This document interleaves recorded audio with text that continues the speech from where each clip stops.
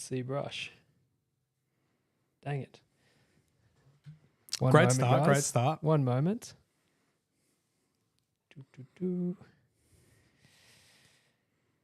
Are we live, sir? Yeah. We are live. You got to do the intro. How we doing, guys? Bear with us. Yeah. Mike's just ironing out some bugs. We've got our first ever international guest today. It's the man himself, Brushlikker. How we doing, Brush? Early morning. What time is it in the Netherlands? I don't think we can hear him at the moment either. We can't hear Brush either. Fantastic news. This is good. Good stuff.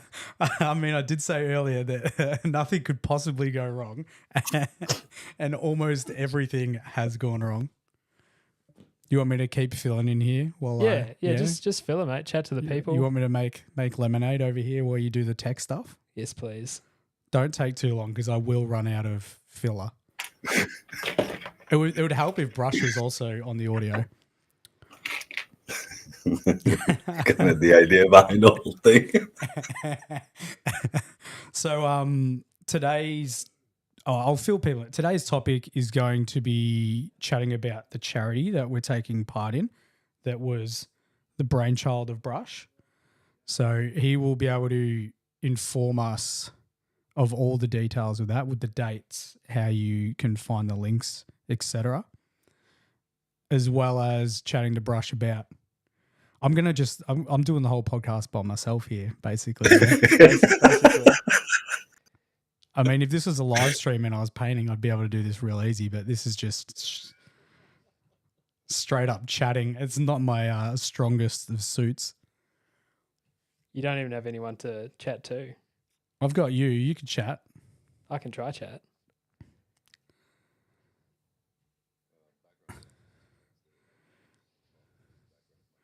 No, Brush is saying that he could just chat through background mic and mic could be Brush. I do not like that idea at all. Am I getting roasted in chat yet, Mike? Surely. I think they said they could hear Brush. Oh, if they can hear Brush, why am I not having a convo with Brush? Can you guys hear Brush? This is straight up like Joe Rogan on his first ever podcast. I don't know why that's... Where's the Discord gone? Where has it gone?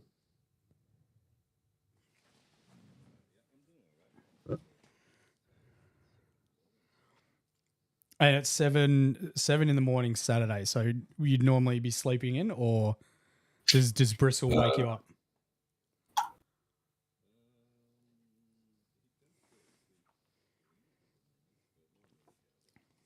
We'd be waking up, prepping up the breakfast stuff, and have him sing it. And, just. Do you soldier up? Do you do morning streams as well as your evening streams? Do you do a dual stream? Back on TikTok, I used to do 2 times a day. Now on Twitch, I've moved to 1 time a day, and that is the morning times in Holland. So 9:30 I start. And the weekends I tend to skip. Saturday is family day. Sunday is basically just freewheeling. So sometimes impromptu stream, stuff like that. Yeah, and you have Tuesdays off from memory as well. Yeah, Tuesday is dedicated daddy day. Nice. So if people were to want to watch your Twitch, do they just search Brushlikker on Twitch? And we'll have that in the description of the YouTube at some point, probably on the replay, I think. So people will be able to find Brush pretty easy with that. We had this all set up, didn't we, Mike? And then it just... We did. It just decided it didn't want to work. I like how focused Mike looks on serious. Very intense right now. It'll be fantastic once we get your visual up in the middle of the chair there, because you'll be able to relax. And then I guess we'll just completely start over again, and he can do the intro because he needs to start from the beginning. I have to do the intro, otherwise it throws my whole thing off.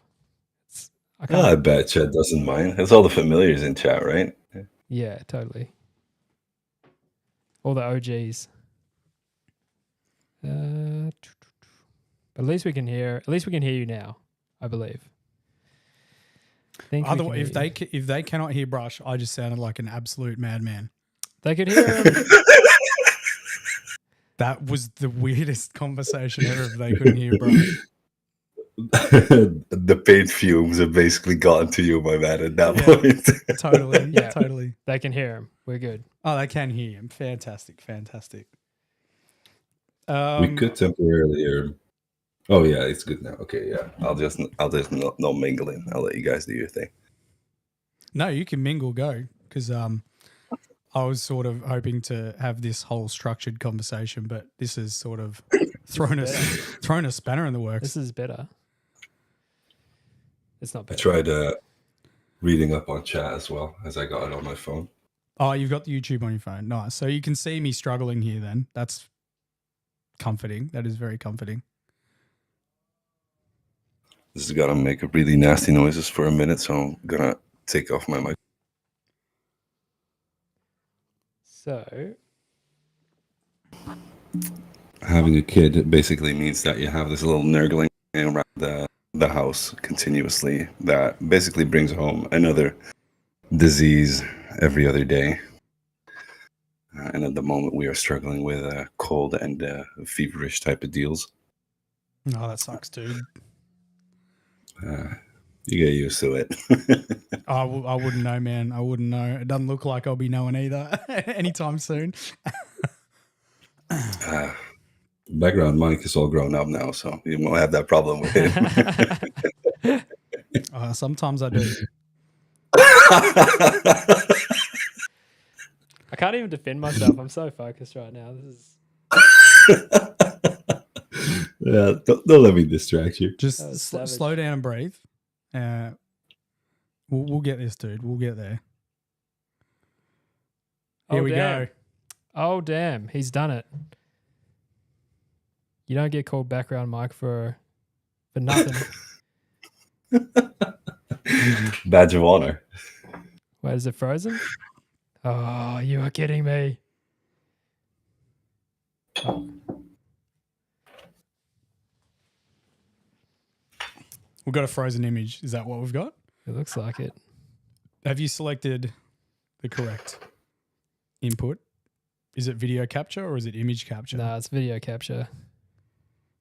Could you try restarting your camera for us, Brush? The entirety? I don't know.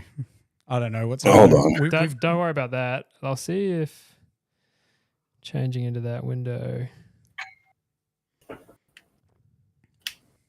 I am turning it off at the moment, so if the screen connects, you'll see Elgato, just in order to charge the battery of the camera, but let me know when you guys got it on your end. And I'll turn it on again. You know, the absolute frustrating thing about this is this was all working. Yeah, so Elgato came up. Prior to going live, this was literally working, and we had it all set up. And then as soon as you hit go, Yeah. As soon as I hit go. All right. So I think it might even be when we're viewing that screen, it streams correctly. So we might have to just run with it from Discord. yeah, that's okay. So at least we can kind of see and chat to Brush now. And I will just double check. This is super professional. Just Obviously, this podcast is going to be super edited, so this whole first 10 minutes gets cut out. yeah, that'll be fine. This is what I think Ninja and Miniaco is called preamble ramble, right? Yeah. All right, we're good. We got moving images and everything. Fantastic. What do we do? Do I Take start two. from the start? You got to start from the start, dude. You got to get back into it. I do. Find your rhythm again. Yeah. We're good? Need to get my head right. We're good? Yeah, we're good. We're good. Go, bro. Go. Action. Yeah. G'day, everyone, and welcome to episode 6 of the Battleforge Gaming Podcast. 6.1. 6.1. I'm Background Mike. I've got BFG Justin with me. How we doing, guys? And we've been chatting with Brush, our very first international guest, joining us all the way from the Netherlands. Yep.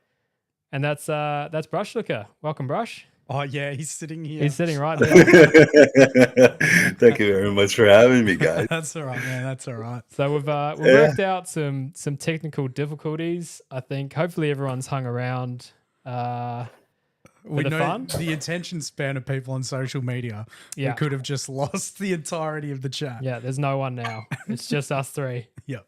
Nah, man, it's all the cool people still hanging around. I know one thing for a fact is that Tiny is just sitting behind his PC with a nice hot.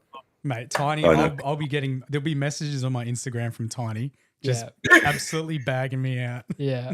Yeah, CRX will be in the mix as well. Yeah. Yeah. All the regulars. I'm an easy target. Yeah. You're not wrong. You're not wrong. But All the cool kids. so now that we're up and running, Yep. how's everyone doing? Justin, you good? About 2 minutes ago, I wasn't good. Yeah. I was sweating. You were sweating. How do you think I was feeling? Hunched over the laptop. No, I'm doing all right. So I've been obviously doing my regular TikTok lives and trying to somehow work out the algorithm over on that place. It's still confusing me. Last night was okay, but I recently I feel you, man. Tech's hard. Technology's hard, man. TikTok, bro. Anyway, so I finished painting the tutorial Ultimate Guide for my Death Watch, and I'll be finishing the editing and audio stuff tomorrow, and I'll be passing that on to you. Apart from that, that's sort of all I've been doing is just the TikTok lives and finishing that tutorial. Awesome. But you've been coming into work telling me that you've been painting Yeah. your Orlock. Yes. Which for me is super exciting because for a long time you were doing Battleforge gaming stuff, but you weren't doing a lot of painting. Warhammer stuff. Yeah. Yeah. Yep. Yeah. So Orlok is Necromunda, right? yeah, that's right. Necromunda. Nice. So that's kind of my little focus at the moment, just because I don't have that brush control that's developed over hours and hours of painting. Yeah. So at the moment, I'm using them as like my precursor to hopefully rolling into 40K and a bigger force of 40K. So I'm hoping to get like 5 to 10 Orlock painted, and that'll be my warm up per se, and then start on my Warhammer 40K project, which is AdMech. AdMech. Yeah. I want to see Stilt Boys. Yeah. Well, I tried to get AdMech. Stilt Boys today. Tried to get the new codex It's in that. delayed. But I don't know if currently it's delayed across Australia right now, but yeah, the AdMech and the Necron stuff has been postponed momentarily, I think. Which, I mean, we're all the way down the other side of the world, so it's always hard. Yeah. It's also classic GW from the past 2 years, basically. Yeah. Yeah. Well, I think the Lion was delayed like 2 weeks, wasn't he? And then Something sold out Yeah. as well. Oh, Scalpers scalped Yeah. that model so hard. There's been some crazy stories from that. Yeah. And Brush, you've been keeping busy, no doubt. A lot of stuff at the same time, trying to close off the year, basically finishing up commissions, working on a Christmas project, something that I cooked up with Christmas squigs and. Is that the what's it reindeer called? squig? Yeah, man. I've seen pics of that. He looks hilarious. Yeah, finished up the second one and the little goblin. The other two from the set went to Noxet Void. Oh, you guys Yeah, split a from box, did you?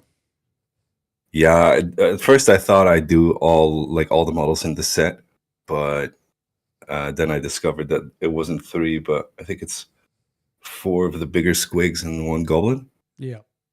In that box, and I was like, yeah, I ain't doing that. So this is your own personal project? Yeah, it's a kind of a Christmas idea that I had. I like the red gobbo, and usually I've never done anything with Christmas in my life, as I've been brought up with a Islamic father. So in our household, we didn't like celebrate Christmas. Right. So then I was like, you see those squigs, the red gobbo, and orcs are always like the humored tone within the 40K universe of death and destruction and stuff like that. So I thought, hey, why not try some basic sculpting? Yep. So I went with that. Finished up the Deathwatch diorama that I started this year. Oh, that's right. Was that a commission? Yeah. Finally moving towards an end. Finally, man, you can sense it in your voice. That sounds like a massive project. It's starting to drain you a little bit. No, not necessarily drain me, but it was a very how do you say this? I learned a lot from working this project because I worked with resin 3D prints, models, positioning, view, like so many different things, just trying to tackle them. Because it's I think it's a 12.9 by 12.9 by 10-inch diorama. Got ya. 36 termagants, 3 warriors from the Tyrannid line. Yep. Corvus Blackstar. 5 Terminators, plus a customized Deathwatch Watchmaster in customized Terminator suit. Jesus. So is it going to be pics of this whole thing completed somewhere? yeah, I was thinking of doing like the end shot, me putting on the final transfer of the Ultramarine on the captain. Yeah, that'd be cool. And then zooming out. But honestly, on the edge, yeah, it would look cool. But at this point, I'm more like, I'm just gonna put it on, snap a few pictures, get a video, and then get it done because it'll be shipped in January. That was also like a big challenge. But yeah, and other than that, practicing non-metallic metal, my man. Damn, that's you're a braver man than me. NMM. I guess my big thing is I don't particularly paint models for display, so I don't really have any need, or I don't think I've got any need for non-metallic metal. But obviously, you're doing dioramas and busts and all of that cool stuff, so non-metallic metal would definitely be a benefit to learn that style. And you went for a class, was it last week or the week before? Yeah, correct.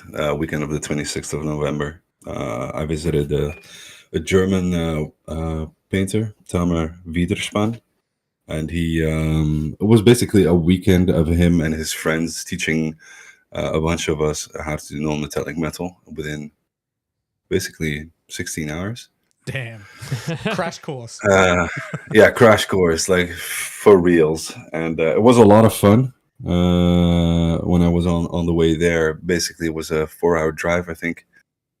I felt confident in just following the steps that he did, and when we arrived, stuff like that, get to know each other.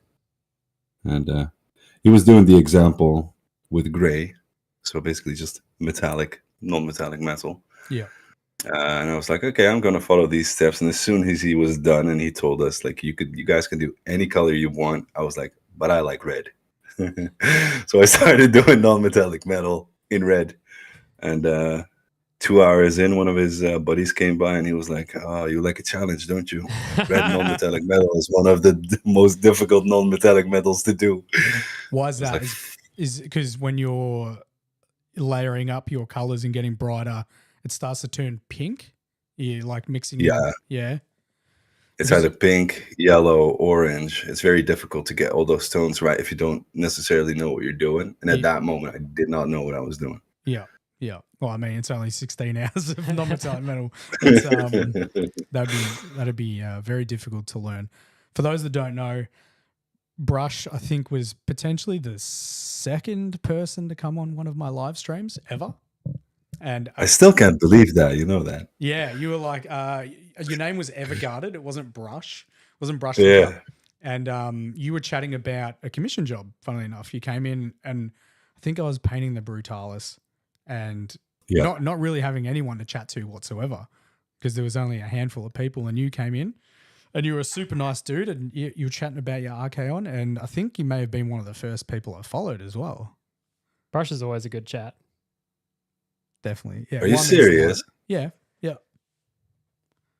Oh, I thought because I remember to myself, like, I think I was because you were one of the people, you and then Galloway, you Mhm. two were the ones that basically convinced me by watching you guys doing it. I was like, I think I can do this too. Yeah, well, I mean, I don't think it took much convincing. Like, I got to the 1,000 followers on TikTok and then went live. And then, yeah, there was only a handful of people early on.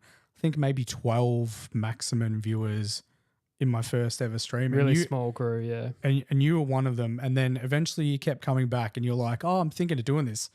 And my convincing was like, yeah, you should do it. That's all. That's true. And then here we are. But yeah, it all started with RK on commission chat, which was Forgot about that. Archeon commission, yeah, man. yeah. But now we're collabing and doing a charity, so this might be a good time to start bringing up, I guess, some of yeah. So for those that are watching live at the moment and watching on Spotify, Brush, you've set up a charity raffle. And now Correct. I'm probably just going to pause your video feed just for a second, just to show the people at home.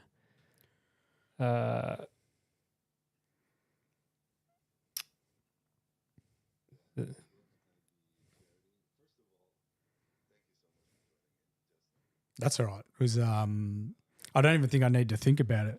It was instantly saying yes to paint something.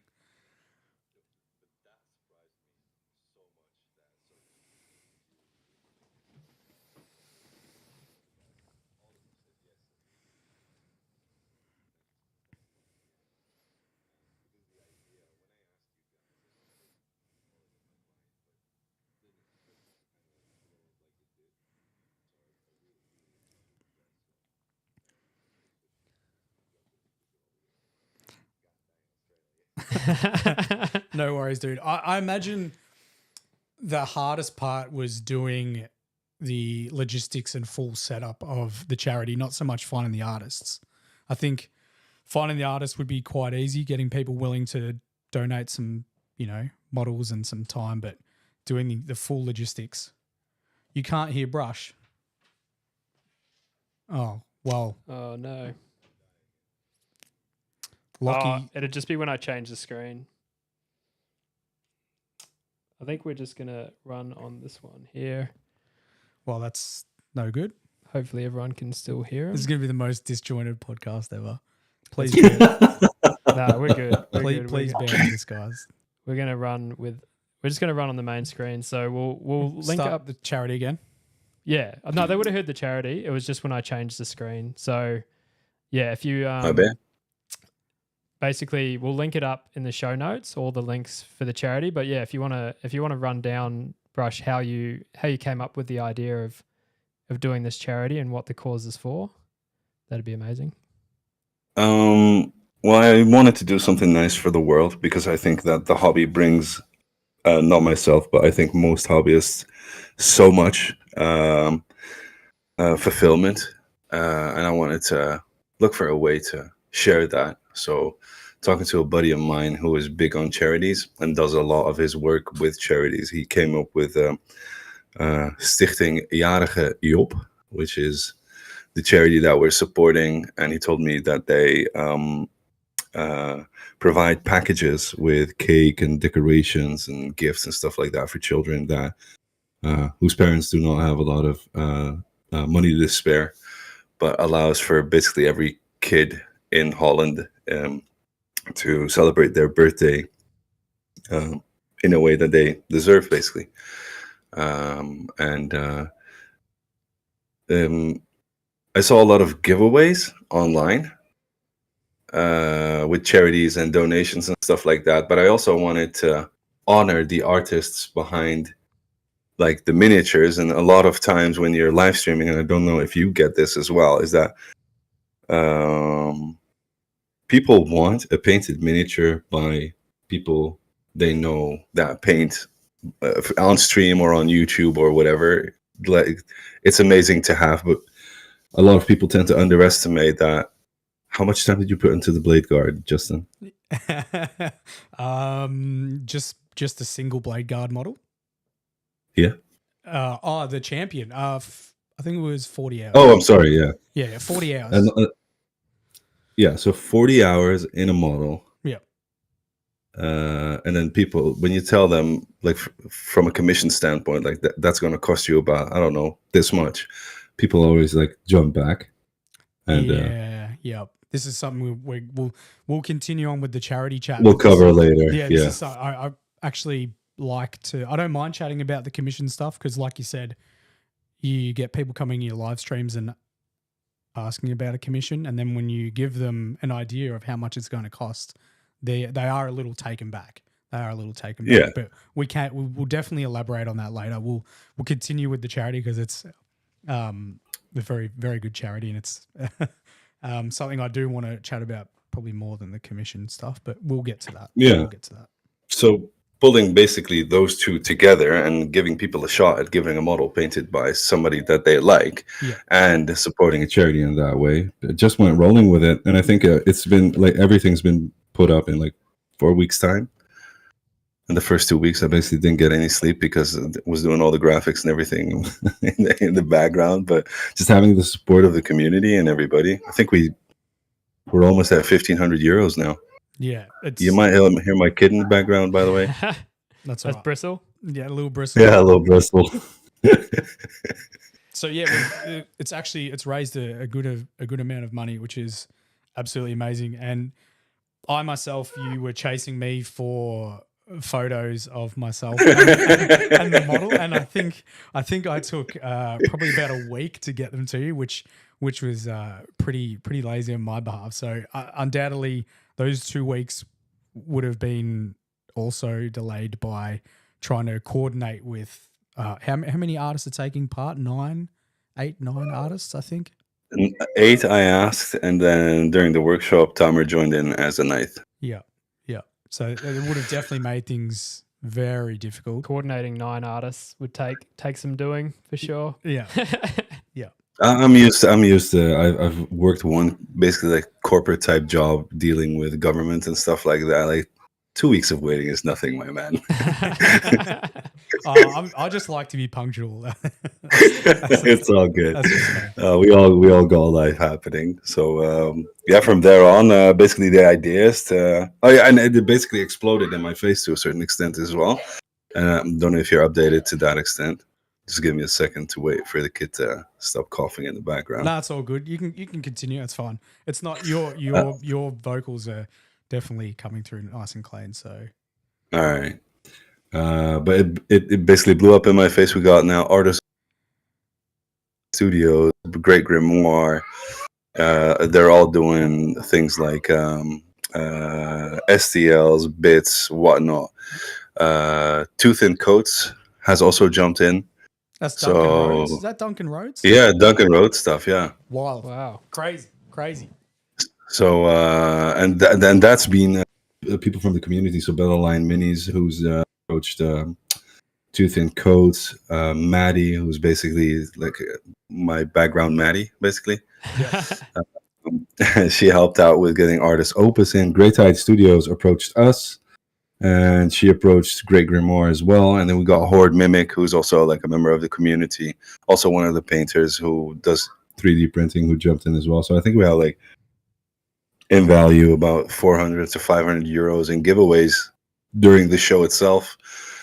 And then people getting the minis during that same show on the 17th of December.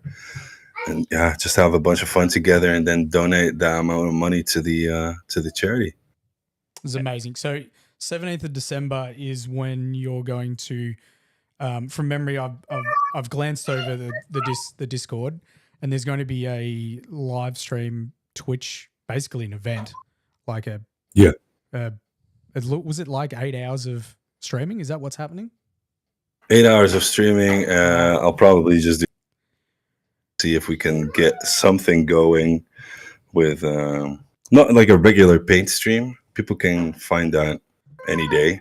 I just want to do something fun, so probably throw something your way and a bunch of others, and would be nice for you guys to be able to make it. But with the time difference, 10-hour time difference, I believe, mm-hmm. It's quite insane to get that all like We'll see. I do have a Twitch set up, so I might be able to pop by for a little bit. We'll have to work something out. Yeah. But yeah, just a bunch of fun and I don't know, maybe some painting and commentary from stuff like that. Yeah. So give me 1 second. I'm gonna go in the background because I think you can hear him loud and clear, can't you? No, it's fine. It's fine. I was actually going to use this with little Bristle in the background. Okay. I wanted to ask you how you managed to juggle being a father, a partner, doing your hobby, as well as everyday life. How do you manage to find the time to not only do your commissions, but also paint some of your own projects? Because you have a lot of people, I personally have a lot of people come in chat and they're just like, I'd love to be able to do this, but I don't have time. And I think it's more so, most people do have the time. It's about managing it. How do you manage it yourself? In the beginning, it was basically sacrificing a lot of sleep because little Bristle is 2.5 years old now. Yeah. So he was born towards the end of the COVID years. And in the beginning, it was basically... You were busy through COVID? I'm hinting at lockdowns and potentially having not much to do. Wink, wink, nudge, nudge. No, I actually, during the COVID times was the times that I was like not busy with painting. Right, same. So I'm saying if you weren't painting and you didn't have much else to do. Oh, yeah, with little. There we go. And then there was a little Bristle 9 months all later. of a sudden, yeah. We did a lot of practicing. But, back then, I think I was. All right, just going forward in time a little bit. COVID lockdowns were done, and everything basically just a normal life started to continue. I was working at a game store, trying to combine that with the commissions, as I kind of had given up on getting the commission projects going to such an extent that it actually gained me something. Like just as an example, I've painted a full 2,000 point goblin spider army for Age of Sigmar for, I think back in the day, 250 euros. Damn. Wow. Someone got a bargain. Goddamn, bro, it traumatized me for life. Anything smaller than the top of your like pinky is basically like gets me twitching. If you don't mind me asking, just a rough estimate, that army painted now by Brushlikker, the Twitch influencer. how much do you think that would set someone back? Doing it to the extent that I would want to paint, like my own standard of painting, as a commission artist, it would run into the thousands of euros. There we go. So yeah, does that lucky person still chat to you? The person that Yeah, he's a good friend of mine. He supports me in other ways as well. He has to now. You got a bargain on an army. Yeah. So I started that job at a friendly local gaming store. And when I started that, I also got an email from an American at random who found me through Google, asked me if I could do a commission of 5 Terminators for Death Watch. I remember reading the email and being like, this is so fucking random. Oh, sorry about that. This is so effing random. That is random though. Like, so where would have he found your details to be able to send you a commission? Like, were you Brushlikker the commission painter at the time, or Everguarded the commission painter?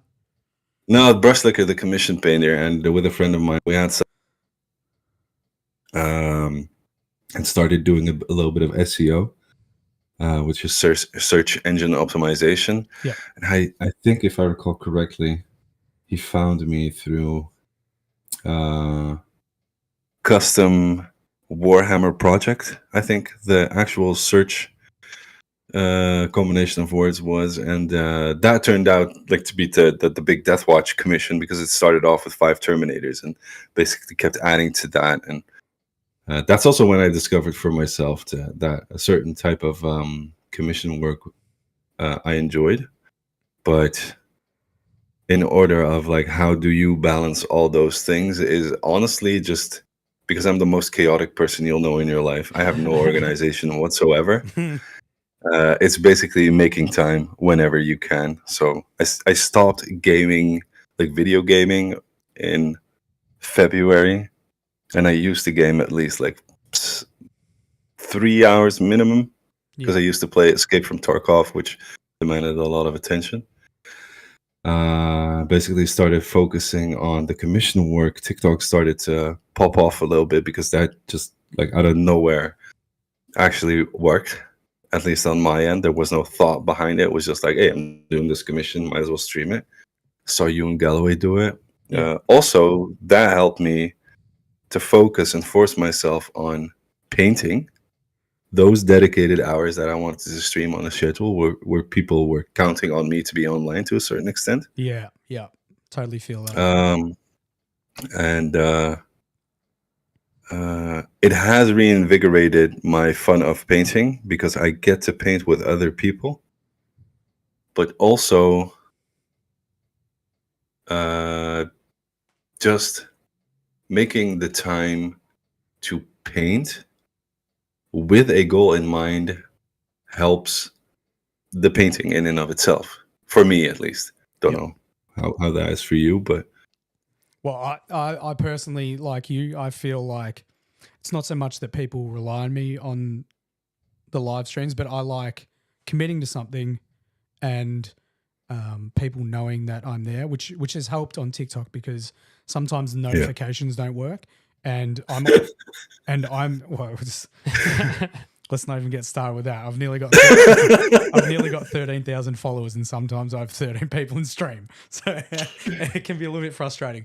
But being consistent with it, always starting at the same time, so people know you're there, has helped me, and I feel like, I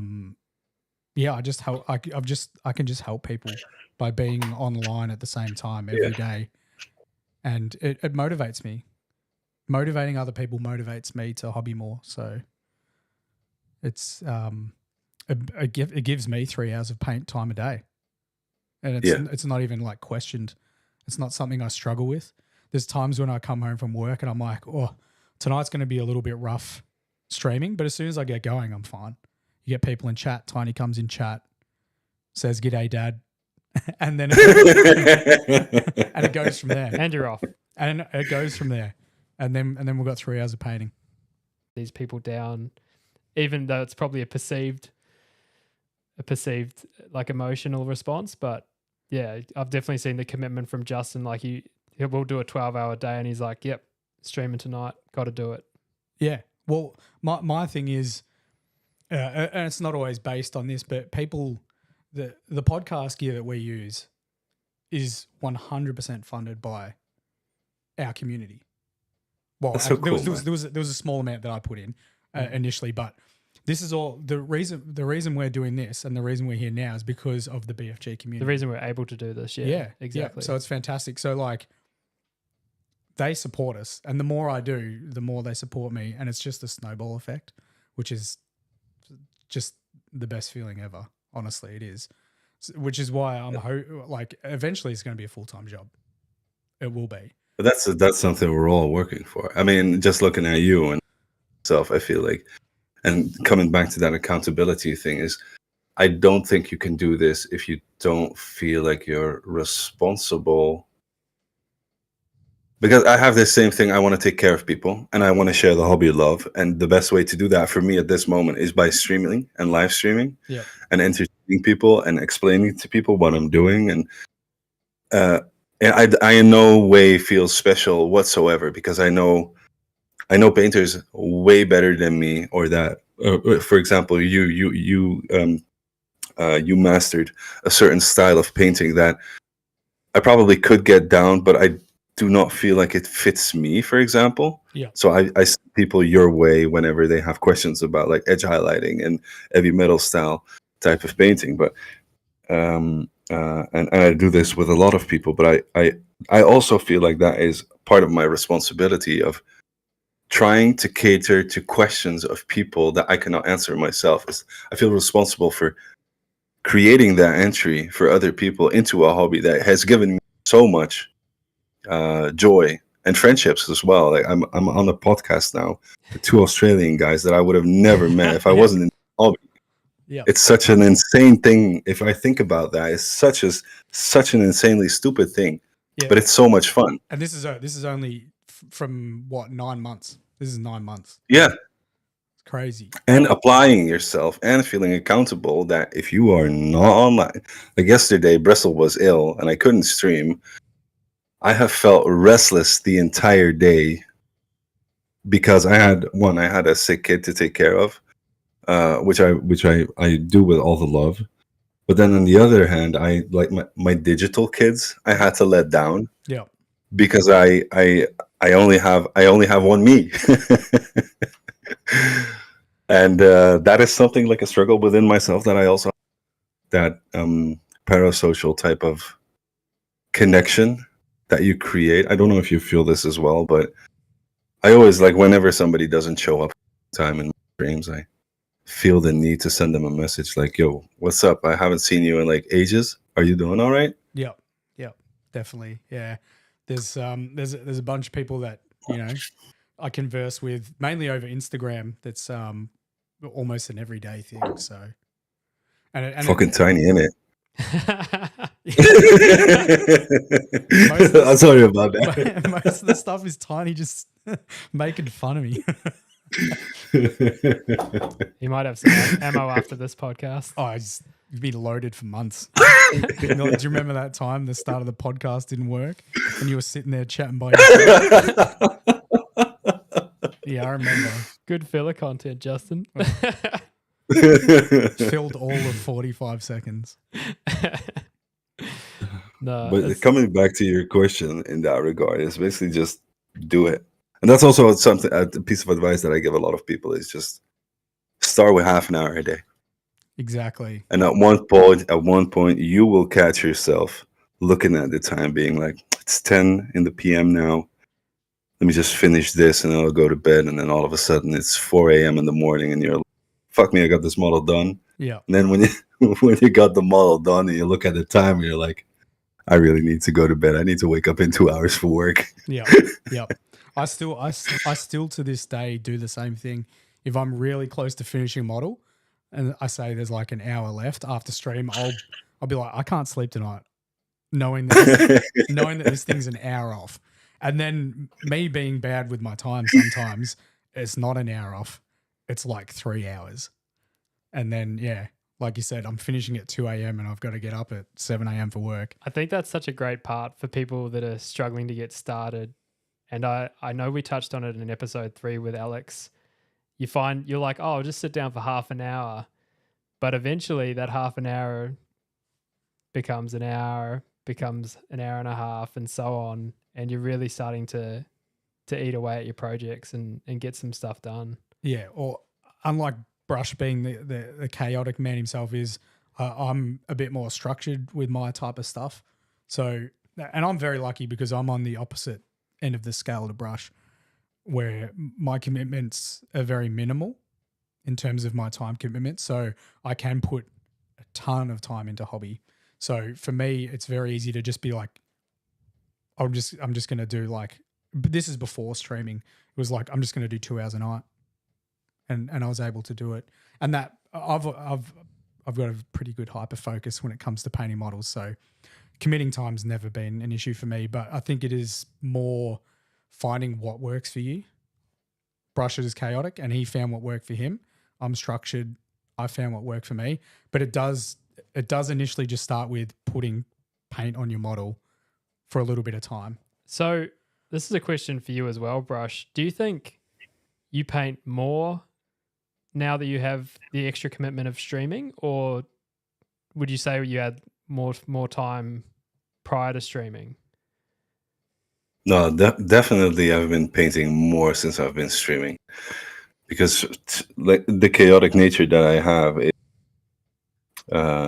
Back in the day, booting up a game and just playing for 3 hours of Tarkov or whatever, it just was so easy. But now I actually have eyes looking over my shoulder, people that it's a self-induced control measure to make sure that I get all the painting in that I need to get in, but don't necessarily know that I want to get in as well. Due to all the chaos, like having a 2.5 year organize all stuff in the world the way you want, but he does not abide by that, to be honest. So the only thing that helps me in this regard is that I employer that demands of me that I show up on time, and I have a large part of the day other than doing like house chores, because I'm basically the wife of the house in this case. So I try to catch up on a lot of stuff while my partner is at work, and when Bristol's at daycare. But doing the streaming, I catch myself, like I do 4-hour streams a day, but I catch myself more often than not wanting to continue and forcing myself to stop because I have other things to do as well. Yeah. At this point, that's where I am at now.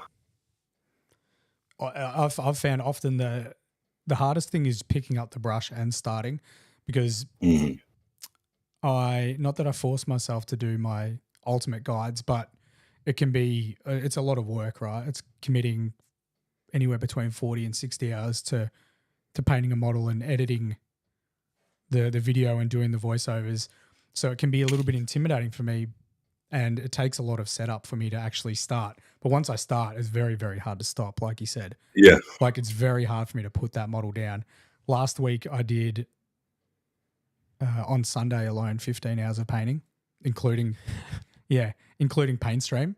My back hated me after stream, and I needed a break. But that was simply because I had everything set up, and I just hit go on painting that Death Watch model, and I just could not put it down. Couldn't put it down. Just a chill 15 hours on Sunday. It was crazy, dude. It was crazy. And I had like 15-minute break between the tutorial and stream.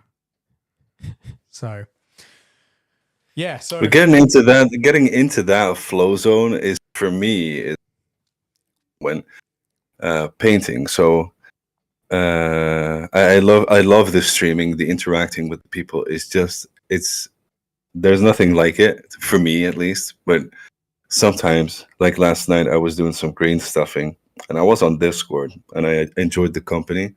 I was just quiet, doing my own thing, and just kneading away, and that vision coming to life, that idea that I had in my head, and knowing that the more time I put in, the faster I get there. Yeah. And not necessarily trying to get it done as fast as possible, but knowing that with every step, every little brush stroke, my vision comes to life. Oh man, it's like drugs. I can tell you that much. Yeah, I got the same. Like, I still play a little bit of video games, and there'll be times where I'll be like, "Oh, I'll just play for 1 hour," and if I play for 3 hours, I get off and I'm like, "Man, I could have just, I could have been that much closer to finishing my army." You know what I mean? Like that's 2 hours that I was going to allocate to painting that I spent on video gaming, playing some Elden Ring, and I could have just done 2 more hours work on my Blood Angels and got it even closer. Do you feel guilty? A little bit, yep. Yeah, I feel you so good, man. Yep. Yeah, I feel you so good. Yeah.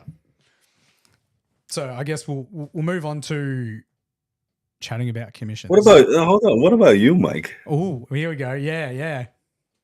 What about you? How do you? Because you do a lot of housework. Like, you're doing some renovations at your place, doing a patio and all that type of stuff. Yeah. So we normally work an 8-hour day.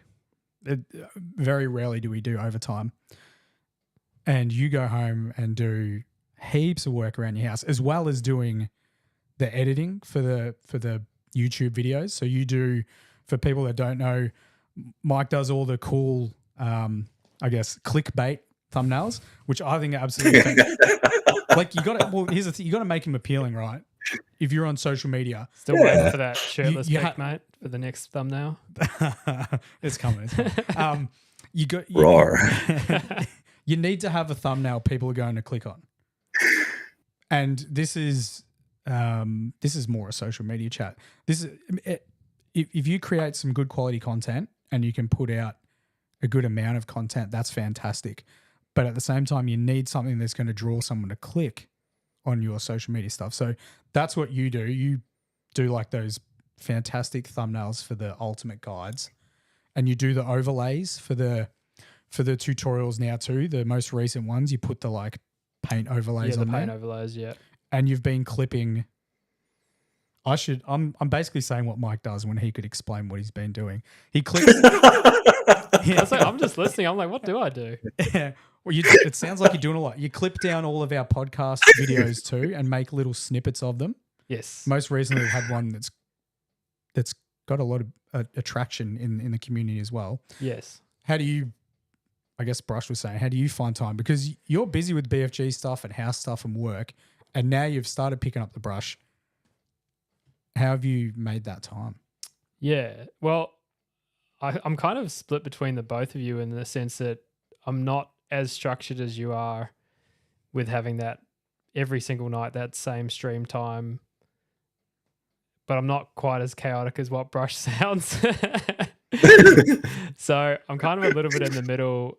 But I think with me, it's kind of helpful because I've got my editing set up with my laptop and my screens for doing all the background mic things. And then right next to that is actually a cutting mat with my little box of my hobby go box essentially. Yeah. Which has got all the paints I need for my current project, all my brushes, and it's got a little mini wet palette. And I literally, as soon as I'm done or need a break from staring at the screen, I kind of just pivot to the right and there's everything there. And it's basically like, I find it the same as what you guys are saying. If I turn slightly to the right and pick up a brush, I'm good to go for like, I just get into it and I just go for an hour or something like that. But the difficult part is picking the brush up. The hardest part is pivoting to the right and actually doing it. Yeah. But yeah, it's been easier lately. I think because it's actually, I think the podcast for me personally has helped the most, like speaking to all these different hobbyists. Yeah. And hearing their motivation and hearing their passion for it. You've created an Instagram and a TikTok, so you're chatting directly with hobbyists now. Yes, yeah, through the Battleforge Gaming podcast, Instagram, TikTok, and Facebook. So that's me running those at the moment. So that's helped motivate you. Yeah, that and sitting in this chair, like speaking to Brush, speaking to. I mean, potty Saturdays, we get excited. Yeah, we get excited. The podcast week. We're like Fridays. Mike and I come to work. We're like, tomorrow's podcast day. Yeah, so I think that's really that's infectious. That passion has been infectious to me, and I want to get some projects. I want to get some models finished. I want to be putting them up on wherever I put them up. I want to show my partner, I want to be like, have these finished models. And I think get over that first couple of hurdles and know that I can paint, I think is a big thing. How long have you been painting?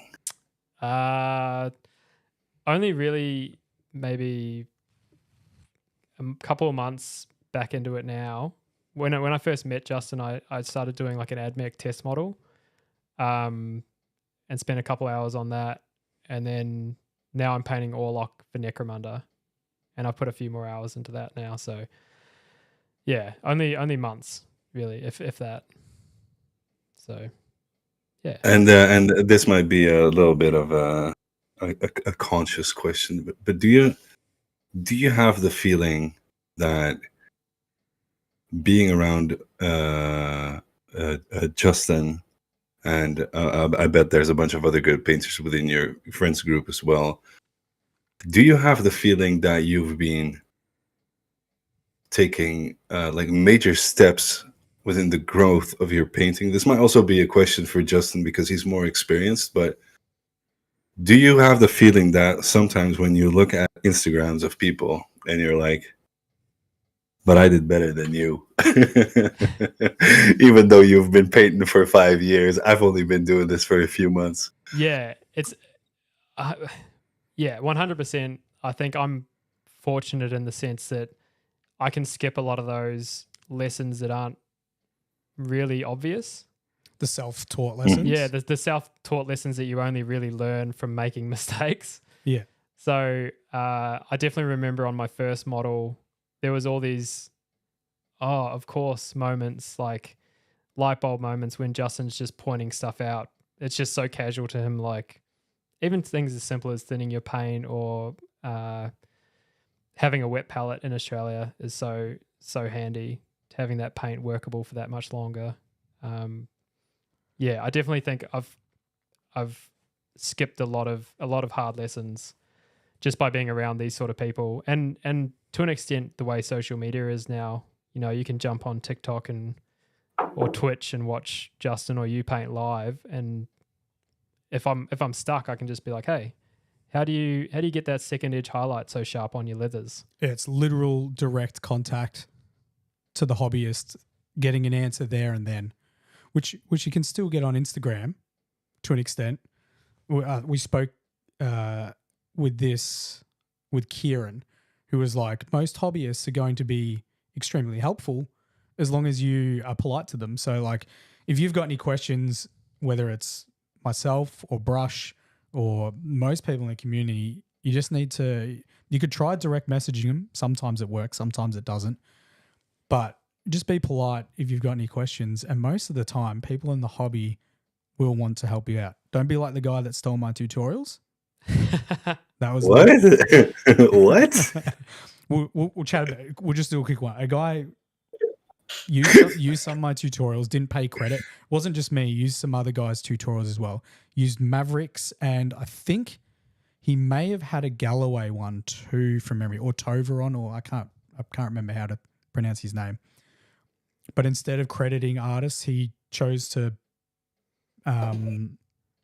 treat it as if he was the one that did the tutorials. Yeah, play them off as his own. Whereas if he had approached the artist and simply messaged them and be like, hey man, I really like your tutorial. Would you mind if I put it on my profile and credit you? And he would still have the tutorials on his profile. So totally. So how long was this ago? Just recently. We actually had my Discord sort of went on a little bit of a crusade, as it were. And just really? Yeah. And we're majority of comments were simple, polite comments of you should be crediting the artists with their work. Some of the ones were less polite. But yeah, that's now a thing of the past. Well, hopefully. Yeah. But yeah, I think it's very similar. I agree though. Yeah. Yeah. Send them a message. You just need to send a message, and most people will reply. I think there might be a bit of a stigma over direct messaging, like this person's like a hotshot painter, why would they respond to my comment? But you said it. They're just the person. Yeah. Kieran said it. I'm sure Brush is the same. I reply to absolutely everyone that sends me a message. Everyone. Sometimes might take them a week to respond. True. With, true. If you're wanting a picture of my face. No, but it's and I think this is for everybody. Like a lot of the big painters, there's this air of magic when people have like more than 1,000 followers on social media or whatever, that they're unapproachable or unreachable. I can't speak for other people, but as you said as well, Justin, most of the times I reply, and if I have the time, for instance on Twitch or whatever, I'll just do a live tutorial on whatever question you have and be able to tackle it as well. I think you've done it as well in your live streams. It's just, Yeah. passionate hobbyists trying to get other guys addicted to sniff and sprue scrapings and whatever. Just get into the more players there are, the more painters there are, the more fun there is, to be honest. Yeah. I love inspiring people to want to do hobby and improve their hobby. And then in turn, those people then inspire other people. So it's not just like exactly that firsthand. We've had instances of Tiny messaging me and being like, hey, my bro wants to paint like me now. And it's just like, I'm not even having to inspire his bro. The people are doing it now. It's so cool. Secondhand inspiration. Yeah. It's so good. Secondhand inspiration. Mate, I'll take it. No, it's really, really good. Yeah, everything that you guys are doing across social media is just so positive for the hobby, and you guys are obviously feeling the love for it as well, which is amazing. Before I forget, because I've been trying to word this properly, and I nearly forgot. So I've often weighed up the idea of doing some paint classes, which is I guess a difficult thing to set up, but it's something I'd like to do. And I've found that being able to help people over stream is fantastic, but it does have limitations. And I've had multiple housemates at any one time. Lockie, for instance, is one of them.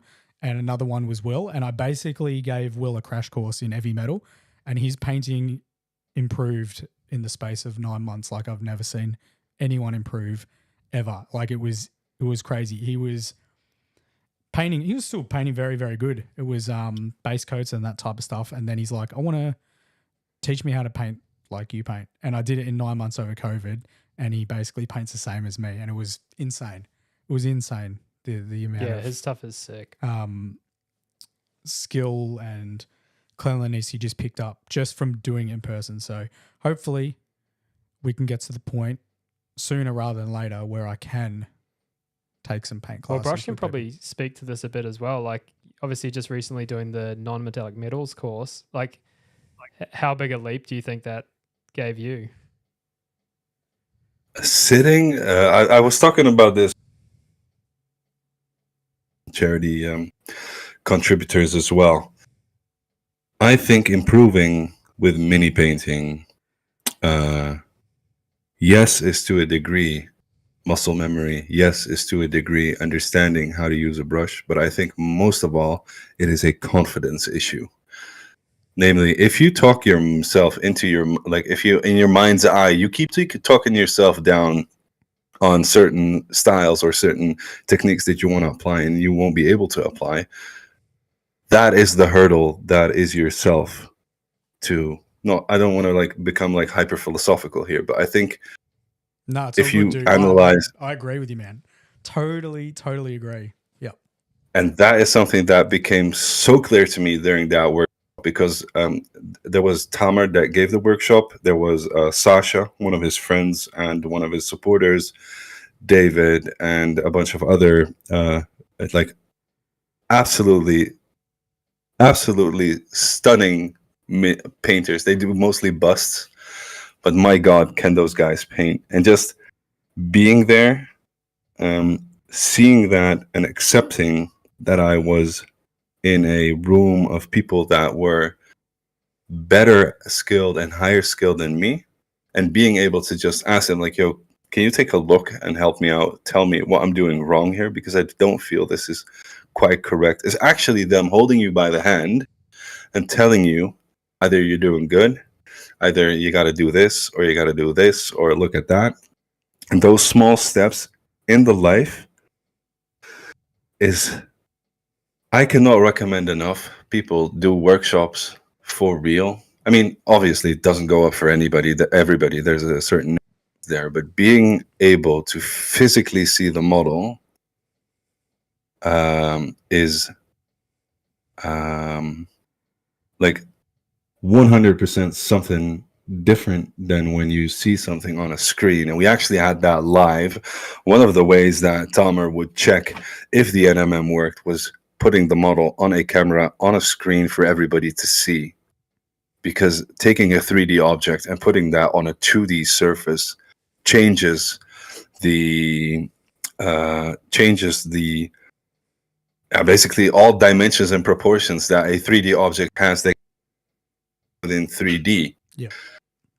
And he jokingly said during the first day you will learn painting, second day you'll learn Photoshop as a joke, but it's basically to a certain extent using a screen to make it 2D is applying Photoshop to a certain extent, because you do not see, it is a different view regardless. It is something completely different. Yep. And it has actually convinced me to go to his workshops again next year, but also to look at other workshops of other painters, to be there physically and being able to see how they approach it, how they put the lines on the model, how they apply the paint, how they I've become a believer basically of workshops, and I think we've spoken about this in the beginning of your or at least like halfway through this year, that I think you should do. I think you should do for workshops and not think about it too much. Just dive in. Australia doesn't really have that big of a scene, I think, to an extent that there's like a lot of Australian influencers or workshop givers, maybe. Yeah, I don't think there is. There's a lot of guys in Europe that would come to Australia and run a workshop, but I'd like, again, there might be guys running workshops in Australia, but I'm unsure of who they are if they're doing it. I don't mean to offend them at all. So yeah, my big thing is I'm wanting to, because I've got a full-time job, it's pretty difficult to just straight up do a workshop. I'm wanting to try and join workshops with tournaments. So if I can go to Adelaide Uprising, probably not next year because I won't get my stuff painted, but if I can start traveling Australia and going to tournaments, I'll take off a little bit of extra time and then try and do a workshop at the same time or before it. Like 3 days before it, I'll get a bunch of people that are from Adelaide that want to, or South Oz, that want to do a workshop before a tournament, and we'll sit down and we'll paint a bunch of models and then play some Warhammer and then rinse and repeat around Australia. That's the plan. I think there could be something there. Just business wise, I think it would be smart, because a lot of people start stressing before tournaments. Like, I don't get my. Well, I'm not going to help them get their models painted quickly. We'll help them get them painted well. Quick, not so much. I can could like digitally, it's all right. I just, for myself, it won't work because I feel like there's limitations.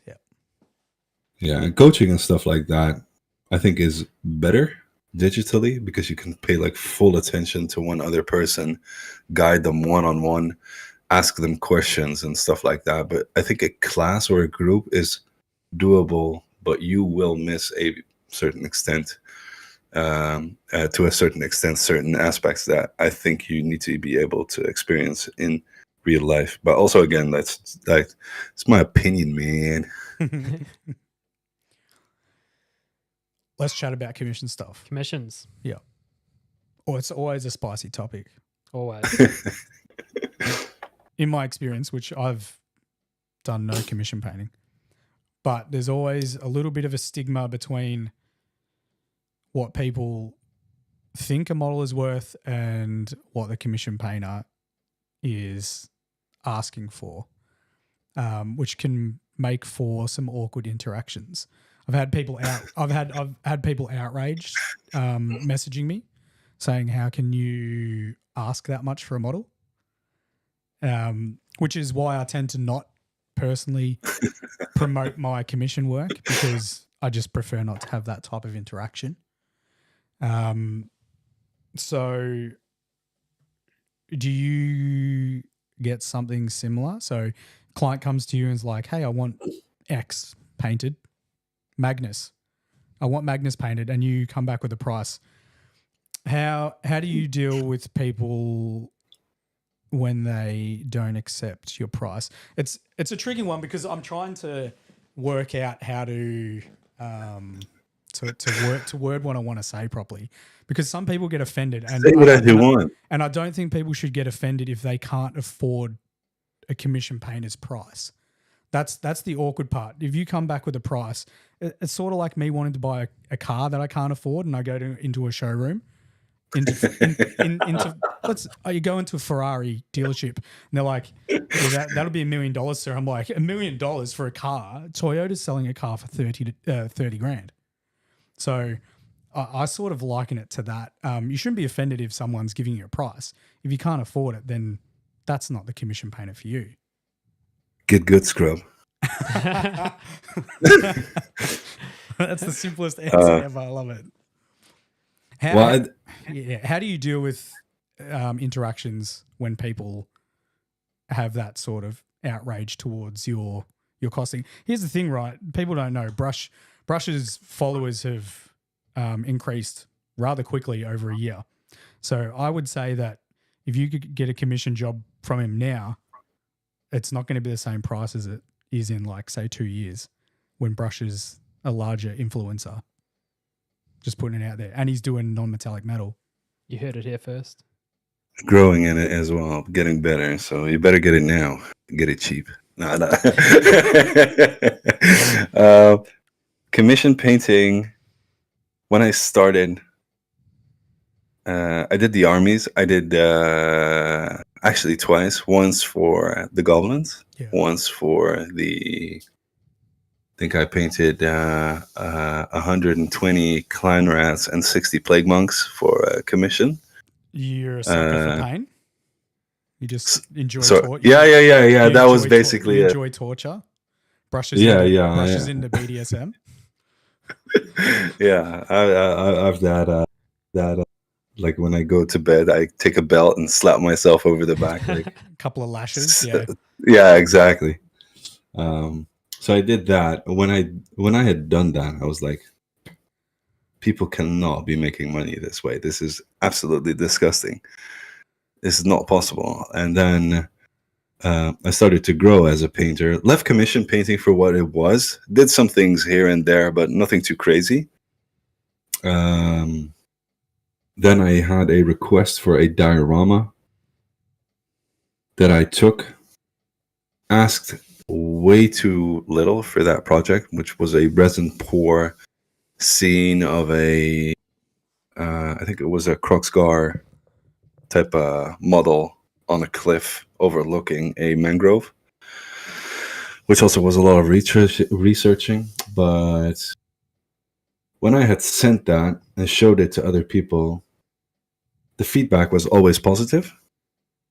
And during all the work that I've been doing over this past year, at one point I basically said to myself, okay, what would be minimum wage in Holland? Yeah.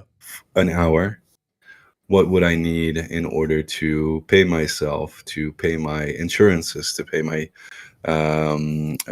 supplies, to pay for basically like housing the company, and what is my like long-term goal down the line?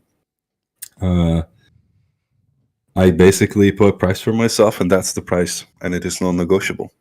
Yeah. And I do tend to scale down hours for people that are new, and I also allow people to pay in installments, because I do understand that there's basically like two types of commission painting in my mind. There's the army commission painting, like I want this done within 2 months because I got a tournament in 3, and I need, I don't know, 600 Skitari and 2 captains done within that time. Sure, that is no longer my type of commission. I would rather paint HQs, leaders, heroes, stuff like that, to a standard that I enjoy and that would make the owner proud of fielding those models, or do custom dioramas, which I the only trap in there is that time calculation is difficult to do, but I do know to a certain extent that I approach the art side of it more than the practical approach of slapping paint on model, please be done within month. Yep. Clicks. cheap as possible. Like if people say no to my prices, I understand because it is a luxury product to a certain extent. Right. You're basically paying for art. Yeah. So I guess I've offered commission jobs before. I've been questioned and I've given people prices. I come from a trade background, so how I foresee mini painting is a skilled trade with X amount of years in the trade. Yeah. People tend to look at your model on the tabletop and they're like, oh, that's really cool. This is how much I perceive it's going to be. And they don't see the years of you learning and the hours of you learning on your own models in that model itself. So myself, I've got 12 years of painting and I've got 20 years in sign writing. I would say that arguably I'm equally skilled at both. So I foresee if I'm to charge my pricing that I would just charge the same hourly rate as I get at my normal everyday job, which is not minimum wage. It's okay. It's okay. But that's how I perceive my costing of a commission job because it is really a skilled trade. It's a skilled trade and it's art. It's a combination of two. It's a very unique sort of area. True. And listening to you speak about this, I've convinced myself that it is not to convey that information or lesson on the other. If somebody approaches me, like, I want a commission done by you, and I tell them a price and they tell me, oh, that is really expensive, I cannot pay for that. It is not my place to educate them on how or what. It's basically a no is also an answer, and I'll deal with that. I'd rather not succeed to my own volition and trying to, like, having people pay in installments, for example, is my way of tackling that expense. Yeah, totally. Which is on my part a piece of trusting the client. But up until now, I've grown a small group of commissioners or people that commission paint jobs that do not discuss pricing with me, only the terms of their installments. And that is something that I was trying to work towards, is just have that stream of income, that stream of basically good communication and good relationships with people that want stuff commissioned. And if somebody commissions a job for me for a model and they tell me it's outrageous or whatever, like, you can just look for someone else. It's I cannot care any less what you do with your money. Yep. I would love to have your business, of course, and I would love to build a relationship, but that is also something that I'm looking for. And that in the beginning, the relationship is not there by not taking my prices seriously, then we are not meant for one another. I think it might be a common like misconception when it comes to approaching commissions, that people think, oh, how much could it cost for someone to paint a model for me? But then if you look at the guys that actually do it for a living, they have to do it. That's their living. Like how do you expect them to make a living? Yeah, without discussing, because it's probably inappropriate, without discussing Siege Studios pricing, they're the premier commission painters in the world, I would say. And if you were to get a costing of their top items, I think it is a fair amount that they ask. So I always like to compare my price to theirs, because I think my painting's very similar to their top standard. So I cheekily, I have often said to people, if they want a HQ, ask Siege Studios first how much they're going to charge, and then have a chat to me, and then see what you think of my price. It's a good way to manage expectations. Yeah, sorry, Siege. I apologize, Siege, for the abundance of emails from people. Although they might get some work from, because again, they're the top commission painters that are out there right now. Like, it's a literal business, like an actual business with employees working for them, to the point where they are looking to expand to the States. And I guess me just explaining they're moving to the States is sort of me trying to smooth over sending a bunch of spam emails. Sorry, guys. No, but that is also a part of it. I think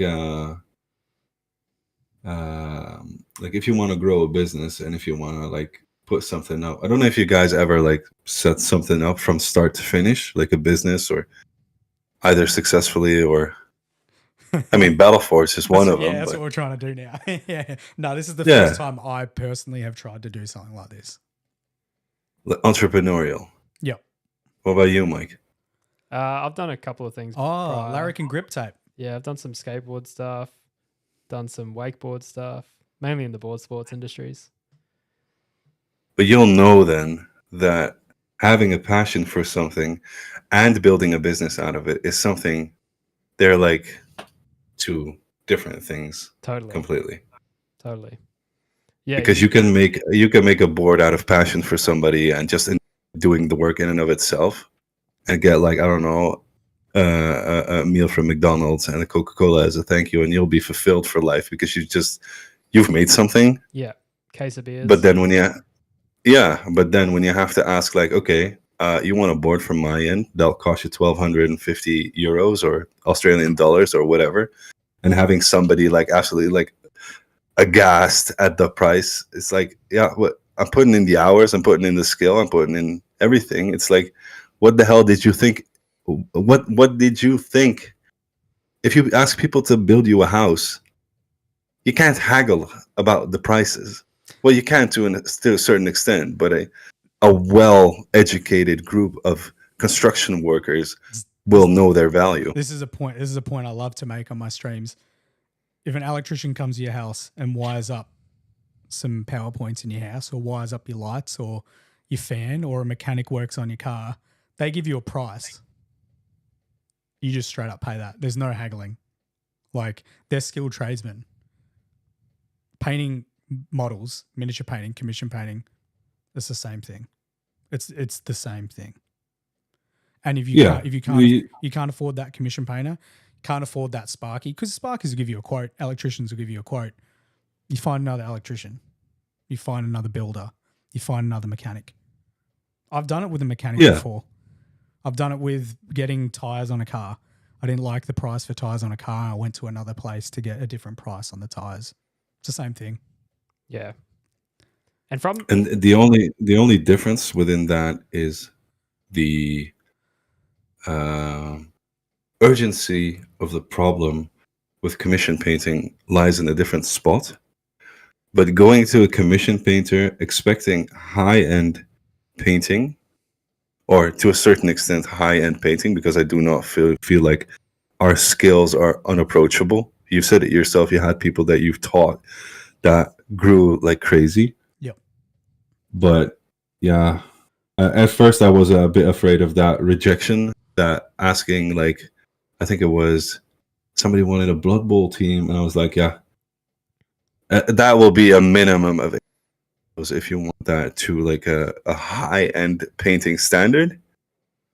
And they rejected it at that point. I was like, yeah, but I wouldn't do it for less. Yep.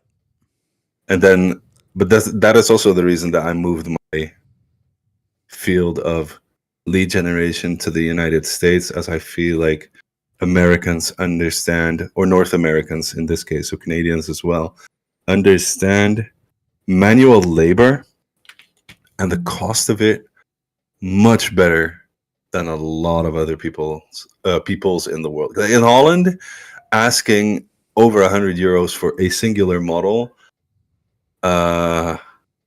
you're fishing in a small pond of possible clients. Let me just put it that way.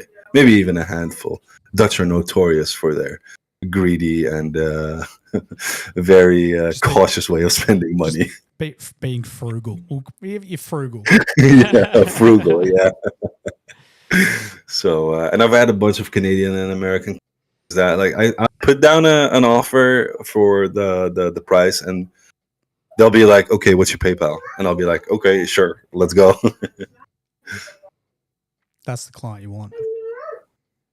Yeah, and I respect those people as well. So it is also, like, with my own type of business, an important aspect to that for me is just keeping in touch with the clients, updating them. If a deadline gets pushed, there's a lot of for me at least.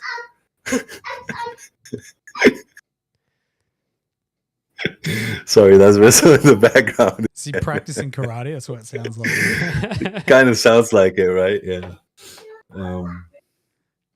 Hold on. Where was I in my thought? Oh yeah, the thought process.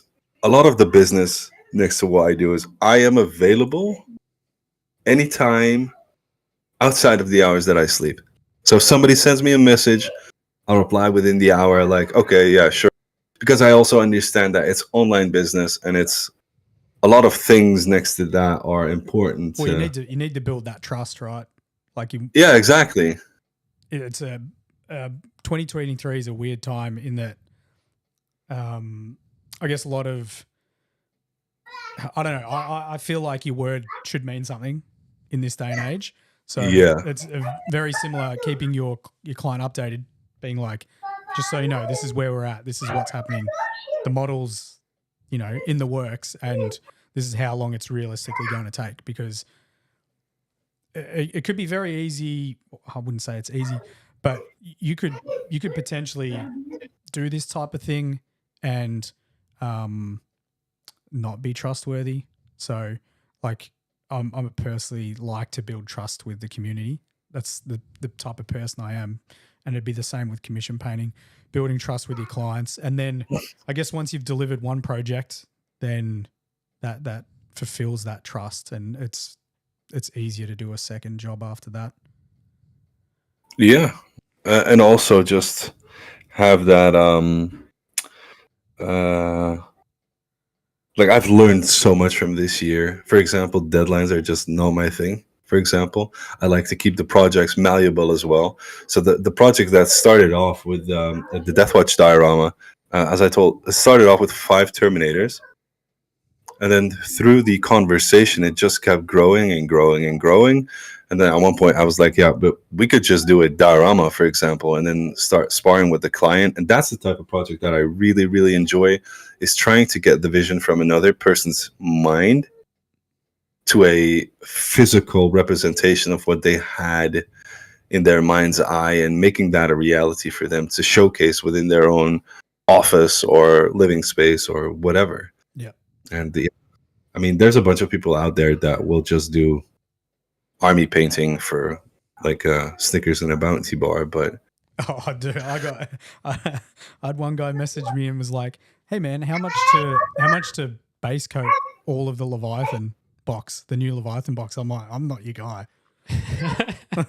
I'm not your guy to put down base coats, bro. I'm sure you can find someone else to do that. 2 weeks to build them. Oh man, like that, it'd still be super expensive. I'm not your guy to do that type of stuff. It will also kill you as a person inside doing that. I mean, you've grown to such a degree of skill that it is okay to just tell people to, friendly, in a friendly way, just tell them to fuck off and get somebody to. Yeah, honestly. Yeah, I mean, there's no shame in just acknowledging your skill level and being like humbleness. Yes, of course, it should be a part of who we are, because painting is something like bike riding. You got to keep it going before you like fall flat. But it's difficult because it is such an artistic endeavor. It is difficult to balance that line between artistry, business, and dealing with people and their wishes to a certain extent. Yeah. And it is difficult, but you cannot pay for any and all like items in the world, and the same goes for painting. Sometimes you either earn more so you can pay for the commission painter that you want, or just, I don't know. I mean, I'm open also, like in general, to like cool projects if it gives me something else in return, like trading. I'm down for that, for example. But don't expect me to paint the lion to the greatest of my abilities in trade for a combat patrol box, because I need liquid assets in order to pay for all the responsibilities that I have. Yeah. And as you can hear, I have that 2-year-old. shouting all day. He needs to be fed as well. Yeah. So yeah, it's just the realism behind it all. And yeah, your estimation of painting a model. If you paint a model within 2 hours, that's your prerogative, and you're free to decide whatever. But if I take a minimum of 8 hours to paint something, yeah, I don't know what else to tell you, bro. Yeah, I think it's very easy as like from the business side of things. I remember when I was first starting some of my other endeavors, like you would just say a price because you wanted to do it. Like, oh man, I can make this for you for this much. And then you go back home, you get the calculator out, you calculate the cost of the materials, the time it's taking you, and all these other things, shipping and all that, and you're like, wow, I'm making a huge loss on this. Yeah. So, I mean, I'm sure that's the experience of a lot of commission painters early on. Like you would look at a project, maybe not knowing how much time it would take or how much effort you need to put in, and like you got to pay for the paints. There's so much time in building and all these little hidden costs that, and I think people don't see that. People just see the finished projects on your Instagram and they're like, this guy smashes out models that I like. Yeah, they don't see how much. They don't see the 17 hours I spend on a single intercessor for Space Marines. Yeah, exactly. So Or they might catch your live like once or twice, and then at one point see that picture, and their life has basically like, linearly moved on with a jolt of content here and a jolt of content there, and then all of a sudden they see the model.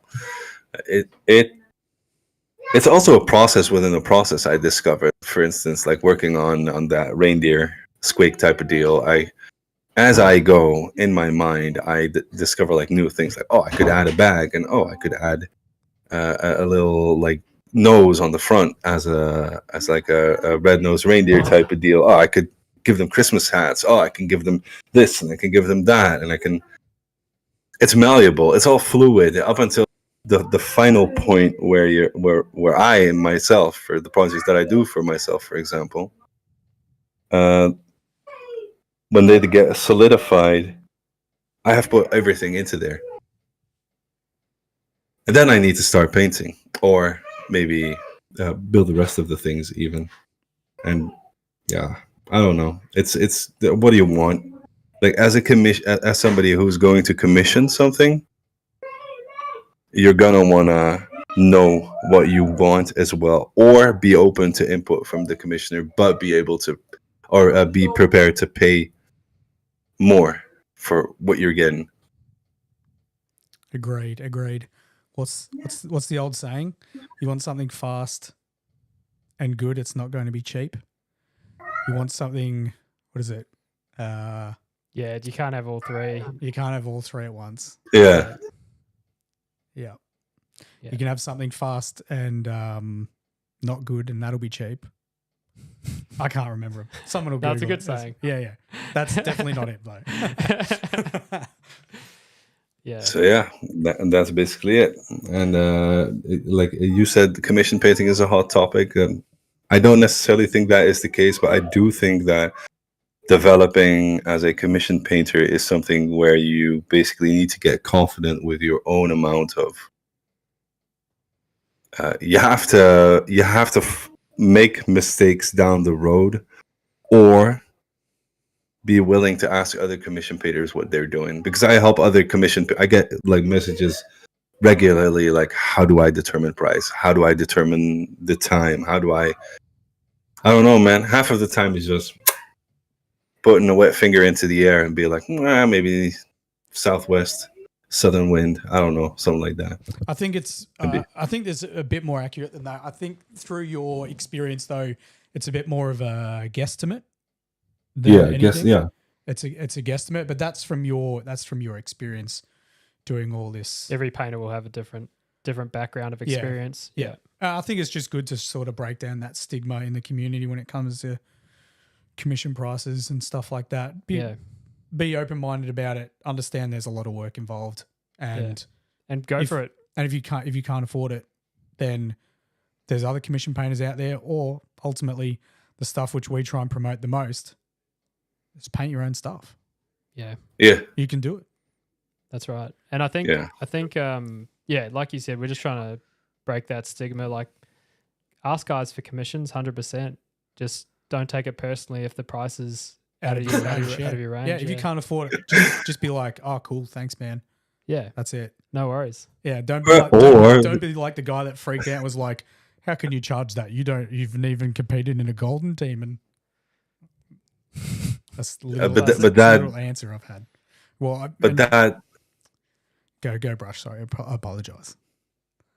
The whole like golden demon stuff like that, it doesn't really matter, man. There's exquisite painters out there, people that are really, really good at painting busts and miniatures that don't even compete or even have social media. You only know of them through conferences and congresses and whatnot. Agreed. And they already have their business. They already have their stuff. They don't need to find. You only have a limited amount of time in a year, and if it's artistry, that's what you're paying for. It blows my mind. I've also discovered that the best clients to have aren't necessarily the people that enjoy playing the game. Yeah, they just want a display piece. A display piece, or for instance, current client that just wants scenes from the books represented with models, because he wants to bring them to life.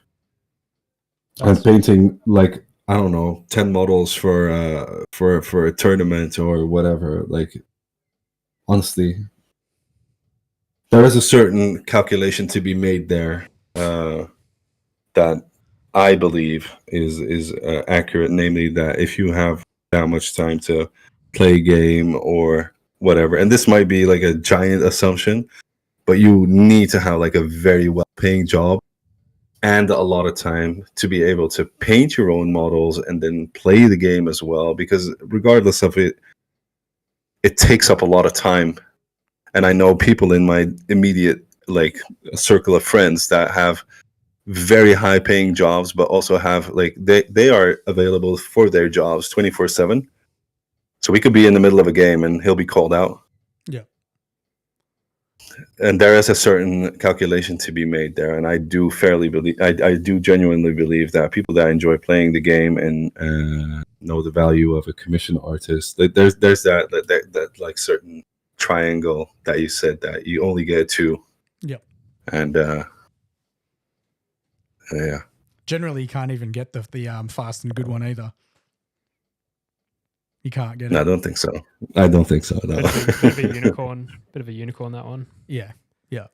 I could paint a 2,000 point army probably in 5 months, but it'd be a full-time job. 8 hours a day. I don't even think you have a triangle. I don't think fast is part of your. Fast ain't part of my. No, but that's what I mean. it'd be 5 months of solid painting, like a full-time job. So, yeah. You just got 2 lines. I think just 2 points. Yeah. Slow. But that would be to your standard of Correct. level, right? Correct. Yeah. I've only got one standard, and it doesn't change. Yeah. What gets so better, people need to. Better. Yeah, and people need to understand that if they approach you for a commission, that is what they're commissioning. They're not commissioning anything else other than that. Yeah. Well, hopefully. I've done a. Sorry. No, I was just going to say, hopefully people are coming to you, like any sort of artist, they're coming to you for your style, for your art. They want a Brushlikker piece in their cabinet. They want a BFG Justin piece in their cabinet. That's the hopefully the clients that you guys want to get. Like that's the guys you want to, the clients you want. Yep. In due time. Definitely. So what's in the future for Brush?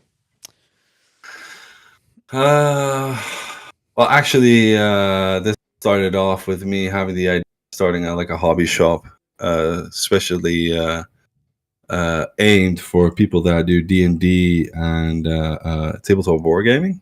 Love it. I've got a similar goal. Not so much for D&D, but love the idea of a small little boutique hobby shop. Brushlikker Games. Yeah, we'll have to see, man. Brushlikker. I don't know if it actually like would catch in Holland, that name. Tiny's actually been translating my name to Dutch and in his sentences sometimes when he like professes his love. But And I've given it more thought of actually doing that, like getting. I don't believe in like the old style of shopping into a store, grabbing a box, going to pay. I don't really believe in that concept anymore. So it's the idea of having like a web shop and basically a physical hobby area and workshop area, stuff like that. Like a studio, Maybe somewhere. open studio. Basically, yeah. Open studio, live stream from there, then have, I don't know, school programs and don't know the actual term, but we got a lot of like social projects here in Holland as well that get funded. And set something up like that. And I've been talking to the missus more and more in these past few months of actually like starting that up. And just continue like streaming. TikTok is something that I'm slowly trying to, as a live stream platform, like trying to push out. Yeah, it is very difficult. That algorithm is just so hard to meet. It's just so inconsistent. So good at the start of this year, man. Oh, wasn't it? I had like 250 people in chat at one time, and now I'm having like nights with 7. But I'll continue to persist with it. Christmas, I'm looking at the purple place. Okay, I can say Twitch here, can't I? You can. I can actually say Twitch. It's weird. yeah. You can say all the socials. Oh my god, I've just like drilled it into my mind and I can't say it. So I'll be looking at doing both over Christmas. So yeah, it's gonna be really cool. Really cool. And basically growing the Twitch community. We've been in talks with Mufasa Did Not Die and Mini Maddies, who I've met through Twitch, who actually live an hour's drive away from me, to start doing battle reports for the smaller type games from like Kill Team and Warcry. Yeah, nice. But also diving into Infinity. Yeah, I was literally going to say Infinity. Before you said it, I was like, is he going to get into Infinity? Very, very cool models. Very cool models. Cool models. Also, the game is a little bit more complex than the GW stuff, but is supposed to be really, really good. Yeah.